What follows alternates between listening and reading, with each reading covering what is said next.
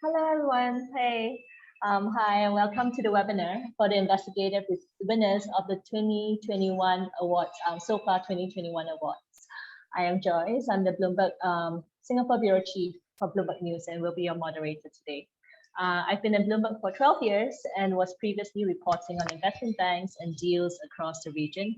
I'm glad you can all join us today and hope everyone's keeping well during this pandemic, which has been very long drawn. So far, the Society of Publishers in Asia was founded in 1982. The annual SOPA Awards for Editorial Excellence launched in 1999, recognizing excellence in journalism in both English and Chinese. And we hosted the Reporting and Environment webinar last month, and this webinar is now available to view on the SOPA Asia YouTube channel. Do check it out. And similar to the environment panel, we're excited today to showcase another all-women panel for this investigative reporting webinar. So, wait a minute, let me just go through the slides. Oh, this is me, sorry. Feel free to post the questions in the Q&A. They'll be answered at the end of the session and hashtag us. And we're recording the session, FYI. So let me introduce you to our first panelist, Margie Mason from the Associated Press. She's uncovered shocking abuses in the palm oil industry, the industry that supplies the ingredients for our soaps and our cookies, and we'll hear from her about how she did it and what the impact of the stories. We also have Sheila Alexi from the International Consortium of Investigative Journalists, who managed to navigate the really fascinating banking world to write about money laundering. We also have Zhan Wanqing from Six Tone. She delved into the murky black market in China for young children. So we're really excited to hear from all of them today about how they pursued their stories, how they managed to get the stories over the line, and the impact of these stories when they were published. So let us kick off the discussions for today. Let's start with you, Margie. Can you tell us more about your story and how you went about doing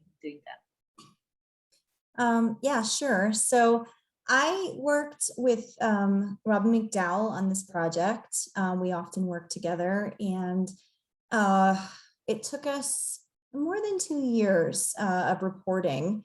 And really, we kind of started, we had both been foreign correspondents in Asia for a really long time.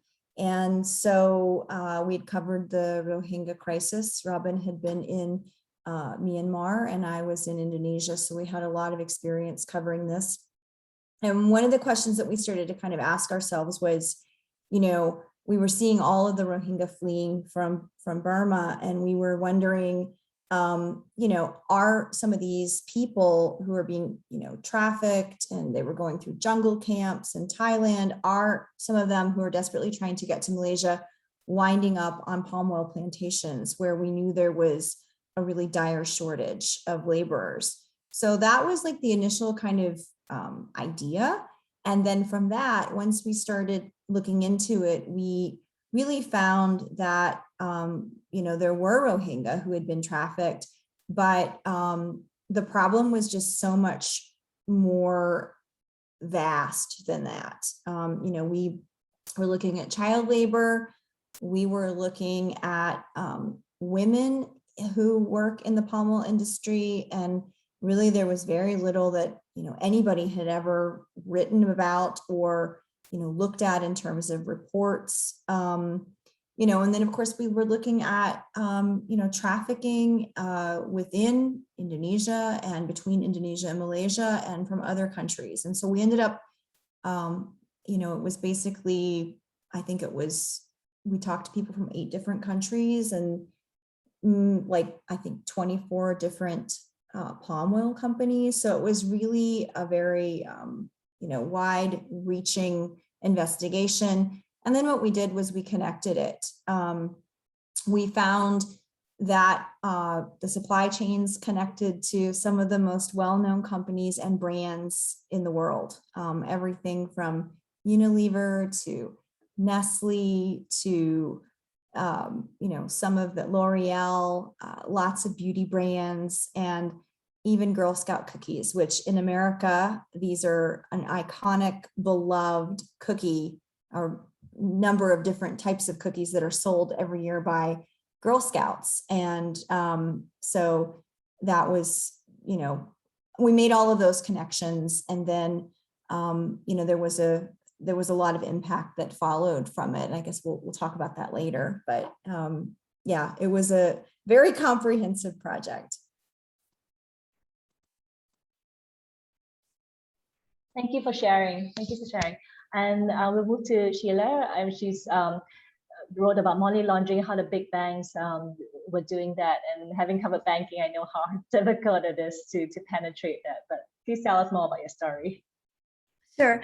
So as you may know, ICIJ is a bit of a peculiar news organization because we collaborate with the other news organizations from around the world. And the FinCEN files, as we call this investigation, also came from one of our partners.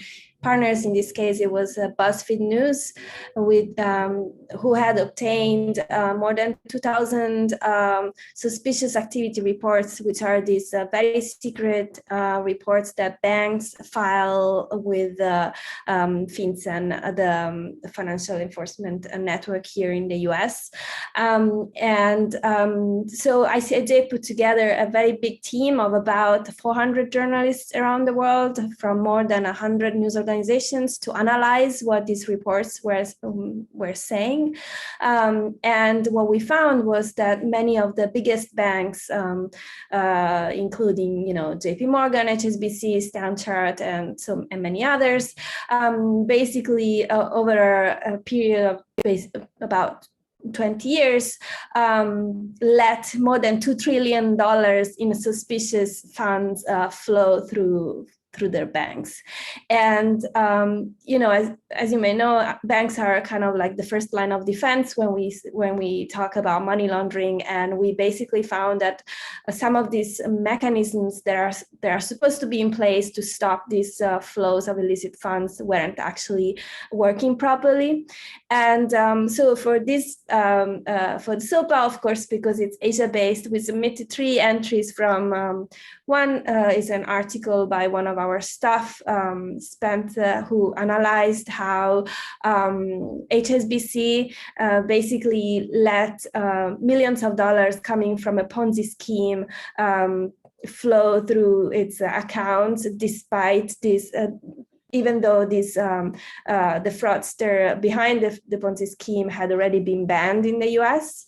And then we found in Malaysia that JP Morgan kept, even though they had flagged JOLO, transactions related to JOLO for years, they still kept the money flowing even after the US DOJ, the Justice Department, started the investigation.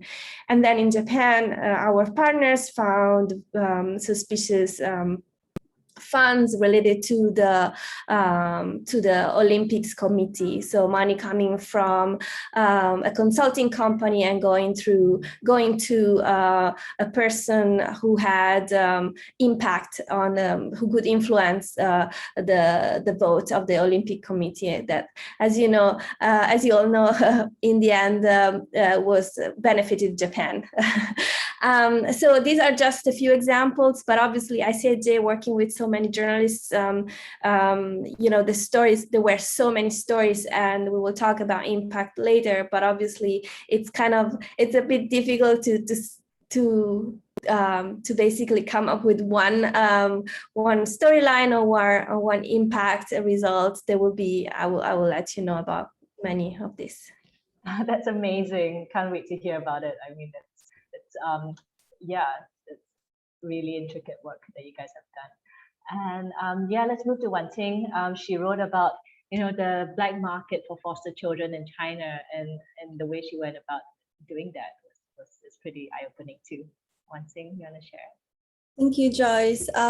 So my story is about, as the headline says, it's quite straightforward, investigation to China's black market for fostering children, where I found that there was this online network that parents and agents could sell the baby for people for cash, basically in the name of child adoption. So I was inspired to do the investigation after a very high-profile case happened last year, April, in China.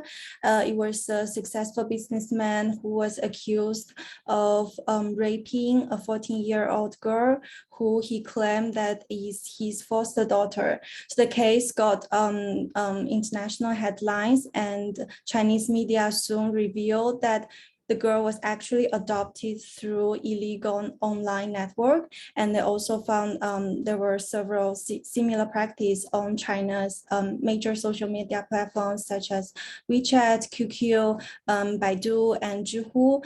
And then people got very angry about it. And this platform soon announced that they have shut down all of such practice and also keywords associated with the illegal adoption. So my investigation came after that, and I found that after a couple of days of digging and searching, I found that although the keywords such as adoption or giving away baby are no longer showing results on such platform, but by searching other terms related to the illegal adoption, such as birth certificate, can still lead you into such kind of group.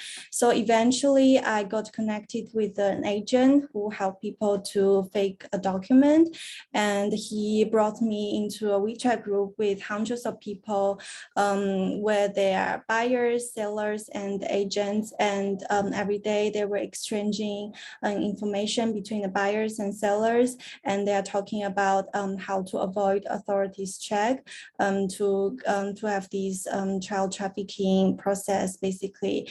And I was actually connected with the man who claimed that he is the father of young female baby, and he said he is giving away the baby because of economic problem. And he said if I pay him $14,000, he can just give me a baby, and then there will be agents helping me to avoid the security, the authorities oversight.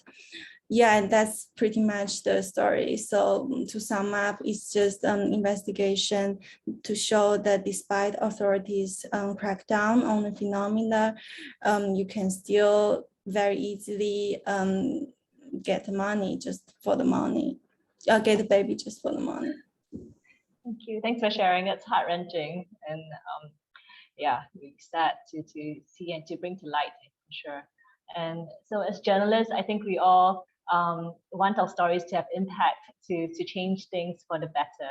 So I think for each of these stories that we've just been that journalists have shared about, I think they've had really big impact after the stories were published. So Margie, you want to share about that, what happened after the stories ran?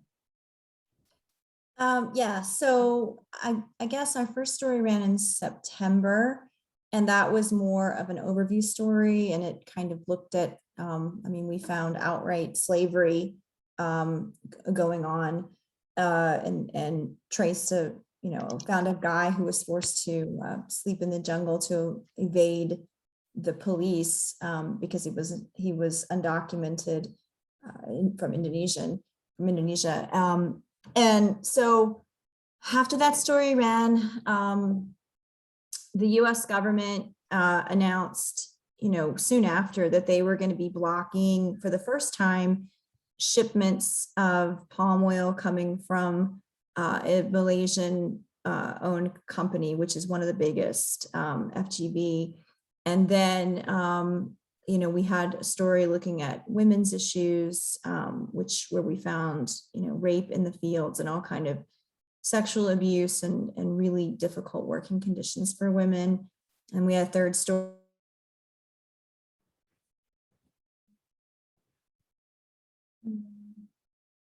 Sorry, I think the internet connection has dropped a bit, right? Okay.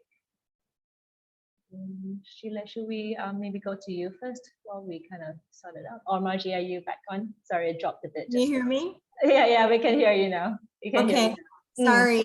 Yeah, no worries. Yeah. Okay, so then basically after, I don't know how much you got, but after the third story came out in December, once again, the US government announced that they were going to block another company, Malaysian-owned company, Sime Darby, from being able to ship palm oil into the US. And so those were, two major, bans that went into place. And it was the first time they'd ever focused on palm oil. And they told us later that they knew we were working on this investigation, and that's why they really started looking at, palm oil. And then, we had several other things that happened, but one of the other big things that happened was in July, the State Department every year issues its trafficking in persons report, where it, kind of ranks countries. And in July, it downgraded Malaysia to tier 3, which is the lowest level. And part of the narrative when they downgraded it, they mentioned all of the issues with palm oil. So I think that our reporting played into that as well. I don't know if we can take credit for it completely, but certainly I think that the palm oil was something that they were focused on and are still focused on. So in that regard, it had a lot of impact initially, and we're really hoping that, we will see more and more interest in labor issues within the palm oil industry as time goes forward. That's really cool. Thank you for sharing. Sheila, how about you? I mean, you said you're dealing with big banks and big organizations and probably big. Yeah, so obviously in this case, it's always difficult to see impact, like immediate impact, but I guess maybe the timing was right enough so that at least in the US, it opened a debate about how on the system and how banks are really acting, to proactively fighting money laundering. And it was a time right before the US approved the Corporate Transparency Act. And so I think there was a debate at government about how this kind of leak has showed how it was really necessary to implement the transparency and, for example, the establishment of a beneficial ownership registry that would allow the bank officials to actually verify who was behind these accounts. In Europe, it was interesting to see how the investigation basically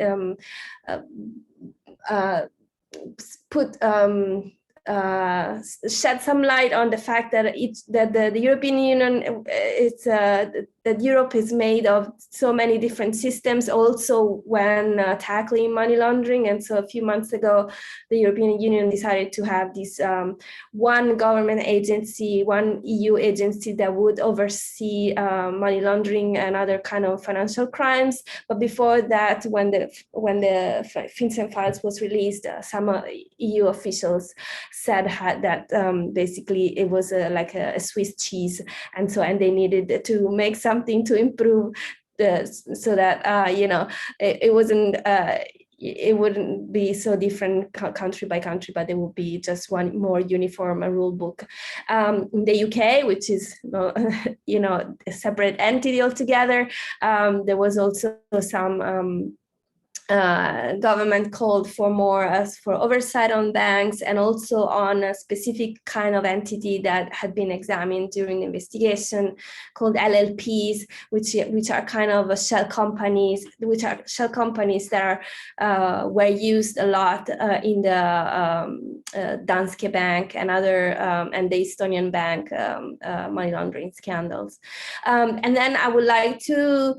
Obviously this is part of impact, but there is also a negative side to impact in a way. For example, we work with so many journalists, also in countries where they are not very friendly to the press. And so, for example, in Niger, where one of our partners used these suspicious activity reports to investigate a military procurement scandal, he and obviously published about that and this investigation involving UK companies, etc., he was fined for unveiling the truth. So, you know, it's always interesting to notice how, you know, I'm based in Washington, and here in the US and the EU, obviously journalists are very happy about the impact. But then when you see colleagues in other countries that are having an impact, but then they are basically suffering the consequences of that, I think it's, I don't know, worth noticing even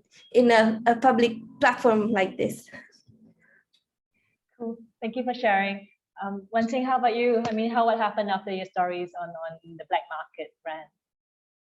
Okay, I would like to say, just like it was really inspiring for me to see the female journalist's achievement. For me as a young journalist, I really feel very inspired, both professionally and personally. So congratulations. So in terms of my story, I think this story, after it got published last year, April, it has inspired other domestic media reporters to dig into the same issue. And what they have found that is that this kind of group exists on nearly all of China's major social media networks. And eventually, in November, the China's state-owned media Xinhua also published the same investigation into the issue, which is a sign that this phenomena is getting attention by the authorities. And at the same time, I also saw news reports saying that local police has detained multiple people who were involved in operating this kind of network. And also I saw some local police also asking for the clues for people to report such group if they have seen some. Also, I would like to, not sure like that I can take the credit, but last year, October, there was this revised law on China's protection law on children, and actually this year, last year version added a clause saying that parents should not give the baby away to the foster family without legal procedure. So I think that that's also a sign of that they are readdressing the issue. So of course that doesn't mean that I think the problem is solved or something, but I think at least it's a sign that authorities are noticing this problem and trying to protect our children. Thank you. Thank you for sharing. I mean, you guys have done amazing work. I just wanted to delve next into just personally how you deal with the challenges of going about your stories. I mean, for Margie, it's you're dealing and you know, you're dealing with rape, with abuse, with you know, these shocking instances of human rights being violated, right? And then Sheila also like to deal with the big corporations and wanting to just the heartbreak of seeing children being sold. I mean, I guess for each of you, how do you deal with that, and how do you overcome that while staying professional and true to the mission? Well, I think with the palm oil story, you know, it was really difficult because we were really worried about the people that we talked to. You know, and we tried, both Robin and I really tried to do everything in our power to kind of protect the people that we were talking to. And so really we took some extraordinary steps, and AP was very supportive of this. And of course, we've done a lot of this type of work in the past. We have experience, but, you know, we didn't publish people's names. You know, we did an enormous, you know, project, and, you know, we think about as reporters, you know, it's so important to have the names, and we always want to have the names, but, you know, at what cost? And so what we ended up doing in this particular case was we, you know, we ended up talking to more than 130 current and former workers. And so we tried to kind of make up for the lack of the, you know, specificity with the names by having the volume. And it was across wide swaths of Indonesia and Malaysia. And so I think that, you know, in another case, there was a guy I mentioned, and he was in a desperate situation.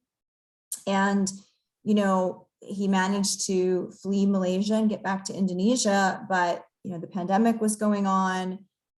He didn't have any money. He was stuck. He was calling us frantic, saying he didn't have enough money to eat. And so, we took a step where we basically said, okay, well, we have an IOM. We know someone who they have an office there, and we connected them. We gave the number and we disclosed that in the story. So I think, like when you're doing this kind of work, people forget, like, we're human. And the story about this baby and being offered, can you give $14,000? I mean, that's just insane. I mean, we're people, and, it's the reporting is really tough. But I think, like, we have to stay professional. And I think we also have to be very mindful. And, many times in Asia, over the years when I worked there, I would go to these horrific disasters, or I would go someplace where there was some kind of, something bad was happening and people were dying in an outbreak or something. And I would see a lot of reporters really just not being respectful of the situation and of the people. And I think that, it's important that you realize, we all realize that this is somebody's family, this is, we have to protect them as best we can. And a lot of times I think reporters, they don't follow up, they don't go back, they go and they get what they need and they leave, and you don't know what happens. People sometimes talk to you and they don't know that what they're saying is going to be boomeranged around the world. So I don't know if I really answered your question or not. I kind of went around, but I guess the point I'm trying to make is that, it's hard for all of us and we face a lot of challenges personally, but I always try to kind of think more about the people that we are asking to give information. Like, they're putting themselves often and their families at great risk to do so. Just to follow up, I mean, you talked about being respectful and just to also follow up with the people and not just see them as a story, right? Or as a quote or as a comment. So, I mean, after the story ran, I mean, do you get any interactions with the people you spoke to after that and ask if how things might have changed for them? Yeah, so we checked back in, we had sources and we checked back in with people, and we wanted to make sure that nobody had been exposed or that, nobody was experiencing any harassment or any problems. And, fortunately, we didn't really have, thankfully, we didn't get any word that there were problems. But I do think that, especially when you do these type of big projects, and even if you're doing something that's not as big, just always, I think, try to be mindful. And I know oftentimes during breaking news, it's like, people are trying to get in and get stuff quickly. But I think sometimes we're so busy working and trying to get the story that we don't think about what we're leaving behind. Thank you. Great advice. Thank you, Sheila. Do you have experiences to share? Well, so I guess it's a different experience FinCEN Files was very special, let's say, because it was during the pandemic, so it was very difficult for people, for colleagues to report. But normally, ICIJ, we work a lot on issues of corruption and money laundering and stuff like that, and so we have to deal with the bad people as well as with the victims a lot. And so when I personally, at least when I report on a case, let's say, I try to go on these two different tracks and trying to find the people who are the victims of a fraud or a case, so that I kind of understand the consequences, and also we can explain the consequences of these very abstract terms to readers.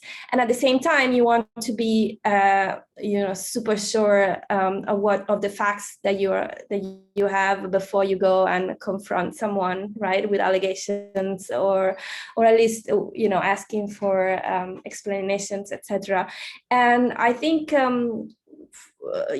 for me, obviously as a reporter, you always deal with editors, and we have a small team, but I guess one of the strengths in my case is the fact that we have such a global newsroom and so many colleagues that we can kind of rely on or partner with.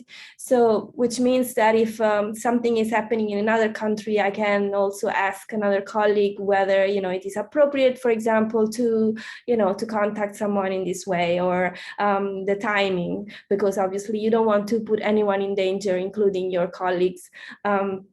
And so, but at the same time, the good thing of the collaboration is the fact that you can kind of leverage the expertise of other people and the different background, different skills, reporters who have more experience than you in financial reporting or many other different beats, etc. So I think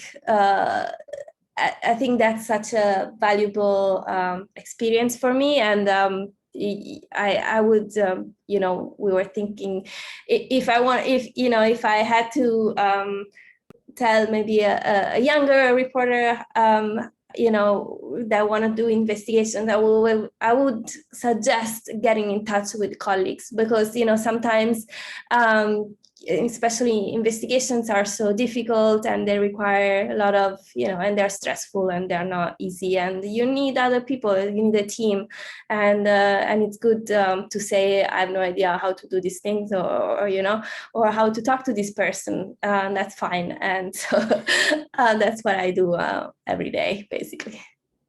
Just to follow up, how do you deal with the pushbacks from the big corporations? Well, honestly, I kind of like pushbacks because it means that there is a dialogue. I really get frustrated when there is no answer on the other side, especially when you deal with a big company. It comes with a very kind of legalese answers.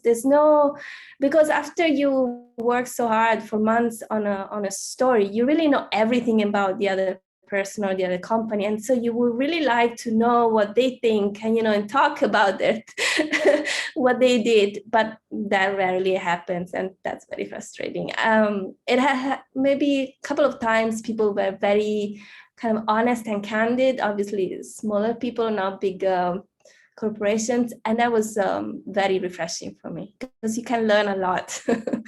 Yeah. Thank you for sharing. One thing, how about you?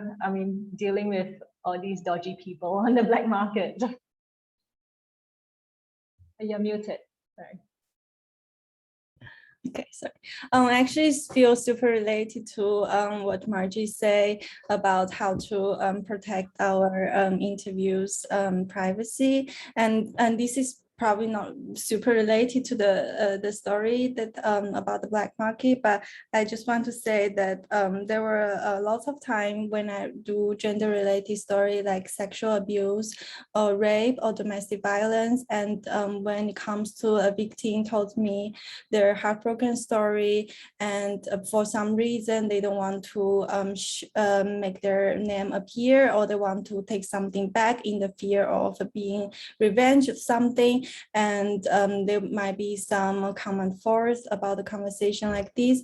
And sometimes when I ask suggestions from other people, and they would just say, oh, as long as they already told you this kind of thing, and as a reporter, you can just keep it and writing the story. But after hearing what Margie say, I really feel like it was right for me to really listen to respect our interviewees, because I feel like eventually the story is not for the reporter themselves, but the story is for the people, is for the public. I know it sounds very cliche, but that's what I feel. Cool, thank you.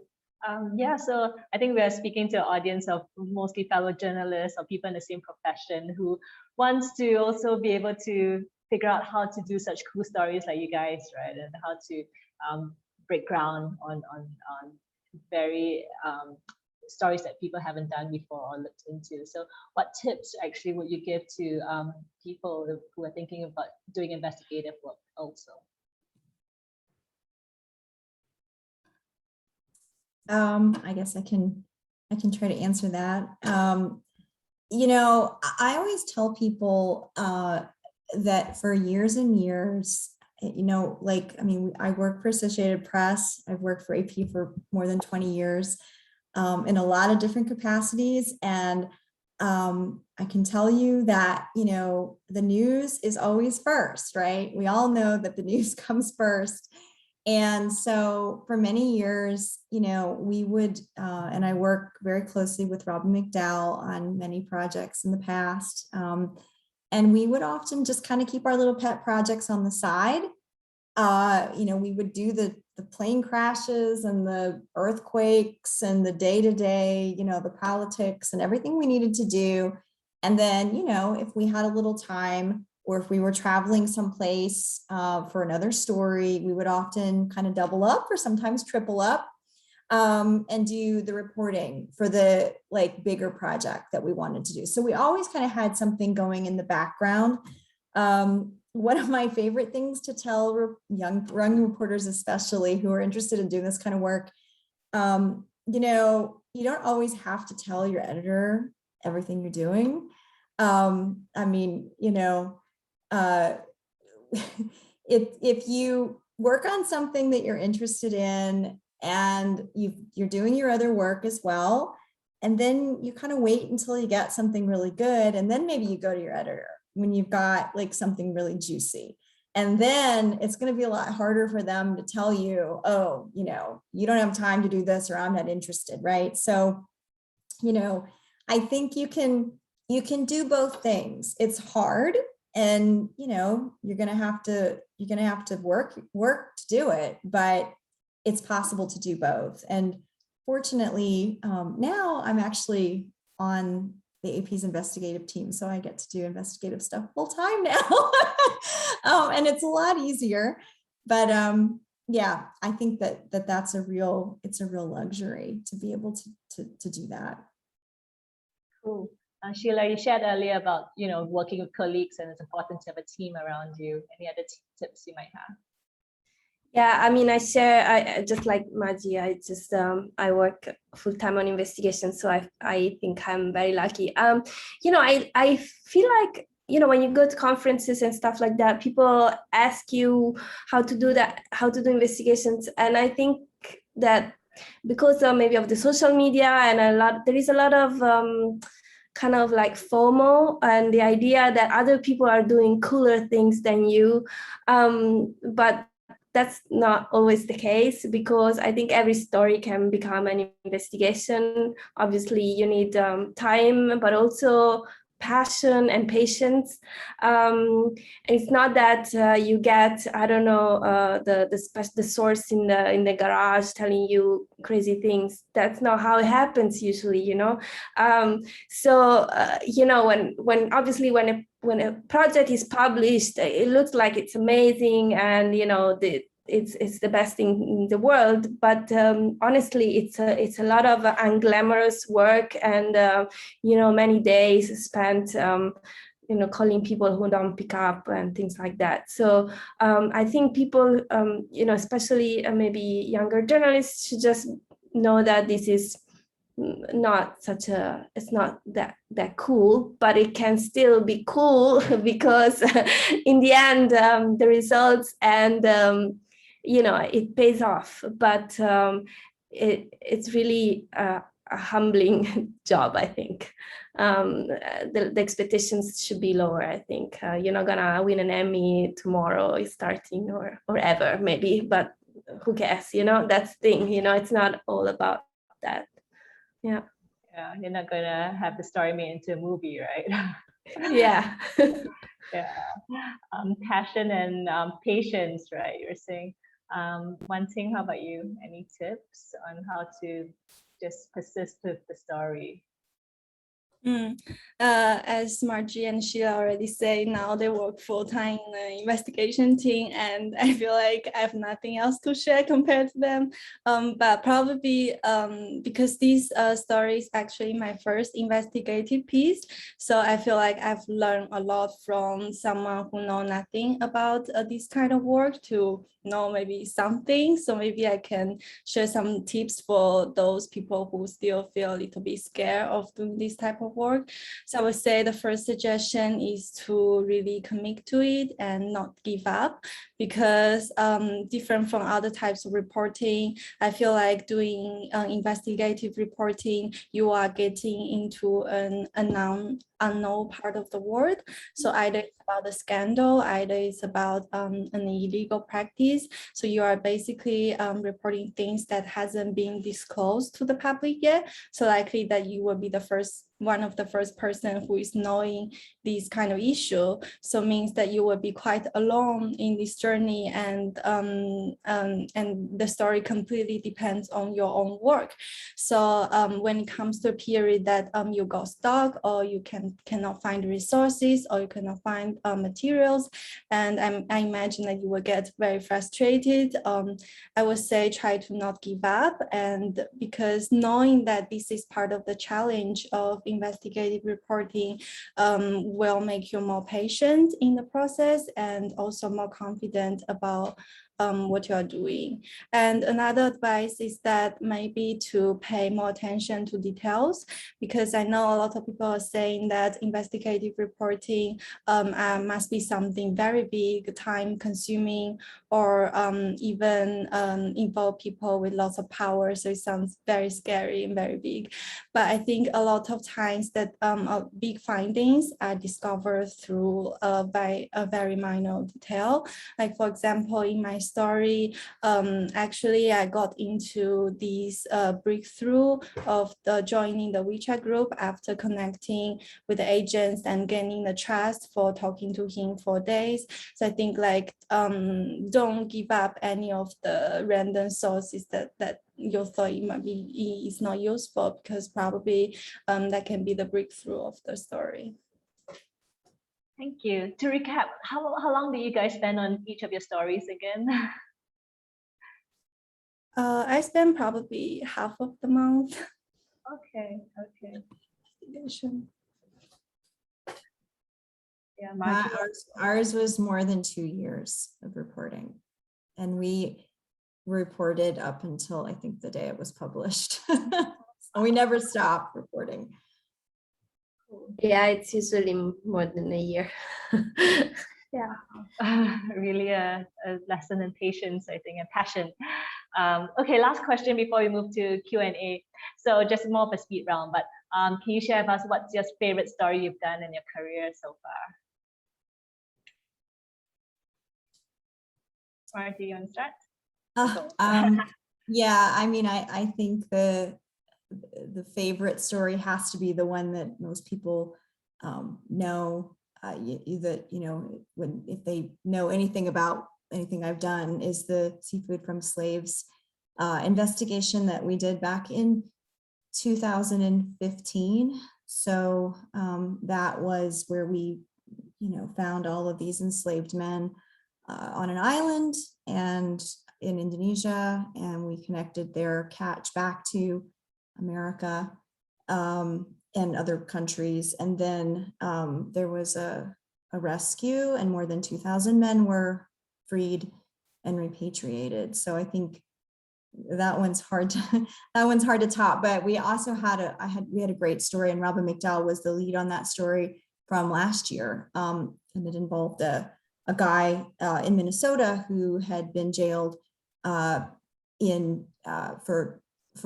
murder, and we did an investigation, and they ended up he ended up walking free in December. So investigative work, you can actually free people who have been wrongly convicted or accused, or who are in situations. So it's you can have great impact with your work. Sheila, how about you? I don't know, maybe, so it was an investigation that ICIJ did 3 years ago. It was called Implant Files. It was an investigation into the global medical device industry. And that was not based on leaks. It was based on, regular reporting and hundreds of FOIA requests around the world. And I worked with a colleague on a story about one of the largest medical device producers. And I was in charge of looking at their international business, basically. And as part of it, I traveled to India, where I found that this American company, had basically encouraged patients to get heart devices implanted, and also loaned money to that in a crazy, in something that looked like a conflict of interest. And it was so interesting just to talk to doctors, patients, and also insiders and company employees who could tell us about the lobbying efforts that go beyond, behind the scenes, and eventually also how this industry that is sometimes, we can say, poorly regulated, how it impacts, regular people, everyone, including a lot of women, of course, and weaker elderly patients. So I think that was, and talking about what Wang Xing was saying before about the details and never disregard any source. I remember finding one of the best source in a guy who had posted a YouTube video and had worked as a marketing person for this company in India. And I contacted him, and he gave me some information about their marketing material at the time, so some insider information. And then, you never know, someone who posts a video on YouTube may actually talk to you and give you interesting information. So, but he never met me when I went to Kolkata. That was a bit disappointing. Well, yeah. Super. Wan Qing, you're next. And also maybe you can just answer the question that we have on the chat about what considerations that you have to take about government backlash to your story. Okay, I think you mean like I should just answer this question or both? Maybe share both. You can share your favorite story and then answer the question. Okay, I think my favorite story is published last year about domestic violence cases surged during COVID-19 epidemic. Back then we still call it epidemic. This sounds so surreal, and I think I like it because we were the very first media outlet who noticed this issue and reported in language. And part of it because, of course, China is where the pandemic started. And as a young journalist, it was very inspiring to see that like something, fortunately and unfortunately, like I saw media outlets from the rest of the world reporting the same issue, that there is also a surge in their country, and also found that victims of domestic violence suffering more because of the lockdown and other problems due to the COVID. And it was very inspiring to see that international media outlets, NGOs, or even academic papers quoting my story. And I just feel good that the story can actually make a change, because Sixth Tone is a regional media. So I was not expecting that it can like bring this weight of change. To answer the second question, the strictest pushback from the government, I'm not sure how much I can say about this topic, but I would say that our newsroom, our editors and managers are helping a lot to secure the reporters' reporters' freedom and security. And personally, I'm lucky enough to not receive anything like dangerous from the government, but I would like to take this chance to address those journalists who are doing their work in China, who are facing lots of restrictions from the government and even their personal danger. Yeah. Thank you. Yeah, the floor is open for Q&A. Anybody has any questions to ask our amazing journalists?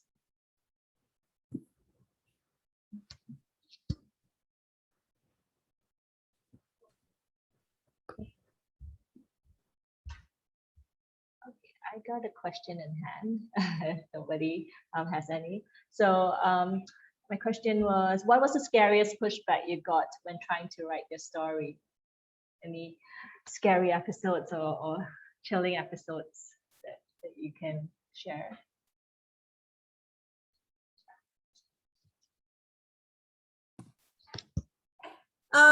Well, I mean, I don't know. I mean, I'm always more kind of concerned about the people that we're interviewing. I mean, I think that there were a couple of times when we knew we were definitely being followed and watched, and you know, we were all kind of hyper aware of what we were doing as a team. But also, I mean, I think too, you know, I've talked about the people that you're interviewing, but you also have you know, sources, facilitators, people who are helping you get the information.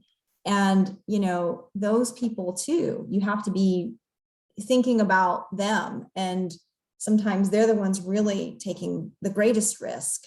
So, I mean, I think that, you know, again, with the palm oil stuff, we knew that, you know, anybody who was exposed, you know, we were very careful. I mean, even with like pictures and video, we went through everything to make sure that there were no license plates in the frames, to make sure that there were no markers on any of the trees even.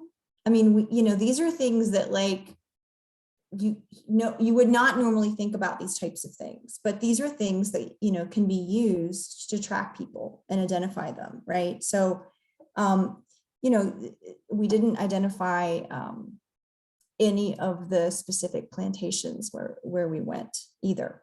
And even with the date lines, I mean, we used extremely broad date lines because we didn't want to have it focused on one specific area. You know, I think one of our date lines was just Sumatra, which is like enormous, right? So yeah, again, you know, there's always kind of things that happen and you can get a little spooked sometimes. But I think really, again, we try to really focus on, you know, the people where you're talking to and the sources who are helping us. Sheila, wanting anything to add? I mean, there's a question on, yeah, security of sources too, and measures to take to make sure you're not being watched, or when you know you're being watched. Sorry. Well, I guess because it's a different kind of, well, it has happened, the you know, being followed, that happens, has happened to me too in Indonesia for a pulp and paper story, so kind of similar, but usually what we deal with is tons of legal threats. You know, so it's a different level of intimidation, let's say, especially from, you know, obviously very well-paid lawyers who know what they're doing. So that's good to have a team of editors and supporting you, but also going back, and that usually happens before publication. So that also pushes you to go back and check every little detail in your story. And then if we deal with special sources, you know, ICIJ uses a lot of encrypted communication tools, but also, you know, not just encrypted emails, but also we have a special platforms when we deal with leaked documents, for example, so that the source would not be revealed, or the documents would not be shared with third parties or people who are outside of the team, etc. So we take a lot of precautions also in this regard, like technologically advanced precautions, and obviously we have a team dedicated to that. That's important for everyday for us. Yeah. I think we have time for one last question. So I'll go to the question in the chat, in the Q&A, about the role of digital technologies played in the investigative process.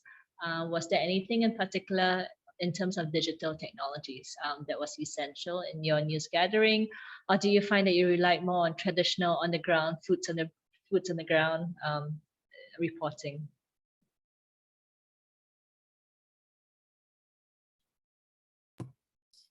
I think there's always kind of like, you know, the sweet spot is when there can be a combination of the two. You know, I think, you know, we used in this particular, I mean, we had drone footage that we used, and there were things like that that were really helpful. You know, with the seafood from slaves investigation that I mentioned earlier, that was one that we really used a lot of technology, as well as kind of on the ground reporting and like heavy sourcing to get that story. You know, we were using satellites. We were using, you know, the beacons coming off the boats. We were tracking them. We got Digital Globe involved, and they actually helped us, you know, get a picture of a boat where human trafficking was believed to be occurring from space. You know, so we were doing lots of different things, but with that one too, I mean, it's a good example because we also, you know, basically staked out, we were in trucks every night for hours following, you know, deliveries of fish that were going around in Thailand. And so that was a very kind of like, you know, on the street, you know, very old school journalist thing to do. And then we were able to use, you know, customs bills of lading to connect, you know, those points to companies where the seafood was being shipped. So I think it's always nice if you can kind of combine, you know, technology and kind of old school, you know, gumshoe reporting. For sure. That's the coolest. One thing, Sheila, do you have anything to add? No, I agree. And I also think that there are some countries where you just have to not rely on technology. I'm from Italy. There are no court records, digital court records, basically. There's no pacer in Italy. It's not like in the US. And this is just a small example. But, you know, there are so many cases where you just need to call people and talk to people and get their trust. Yeah. So I think, I mean, you just have to be flexible and see what you need and how you can get to that kind of information, and then work from there without eliminating any options, basically.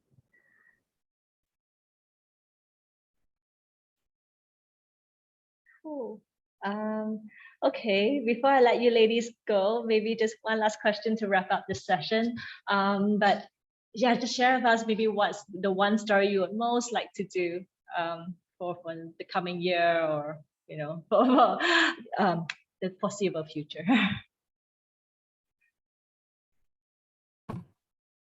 Wow, I wouldn't be a very good investigative journalist if I got on here and told everybody what I'm working on, huh?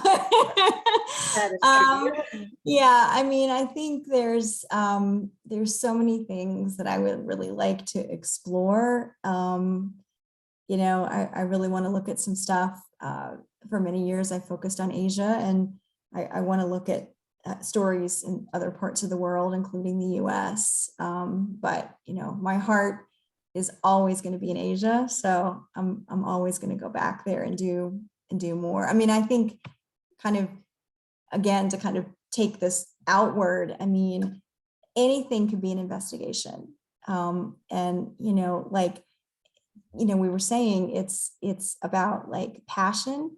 It's about thinking about things differently sometimes. A lot of times, like this palm oil story, I mean, it was written about for years and years and years. Everybody knew about all the environmental issues connected to palm oil, but really, there hadn't been hardly anything, anything done, and where anybody really took a in-depth look at, the people working on the plantations. So, I think oftentimes with editors, they might try to steer you away from something and say, well, that's an old story that's been done, but you can always turn it upside down and do it in a different way. And sometimes, you find incredible stuff.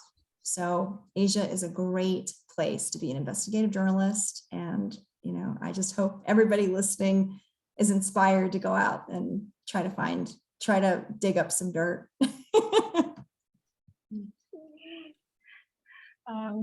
Cool.